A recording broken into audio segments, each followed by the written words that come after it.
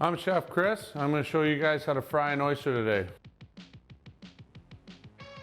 First things first, when you fry an oyster, you want to get yourself a medium oyster. Easiest way to do it is to get it in tubs. You can get those online at taylorshellfishfarms.com or at any of our retail stores. So let's get started. I've taken these oysters ahead of time and I've just blanched them real quick. What you want to do is add them to boiling water, take them out, and let them cool in your fridge before you continue breading. It's gonna help you get a much more firm oyster when you're done frying. When you're breading anything, the basics are flour, egg, and then you're breading. Today we're gonna be using a panko, which is a Japanese breadcrumb. I'm just gonna take some of my eggs that I've already cracked into this bowl and just kind of whisk them up a little bit with my spoon, not a whisk.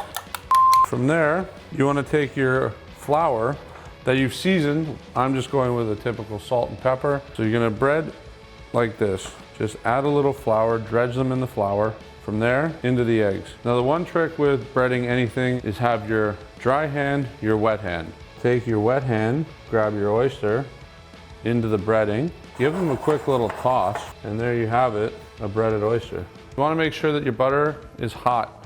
Use a clarified butter or else it's going to burn. While the oysters are in the pan, you want to move them around a little bit at a time with your tongs, but you want to do this at a low temperature as well, low to medium. So flip them to the side or away from your body.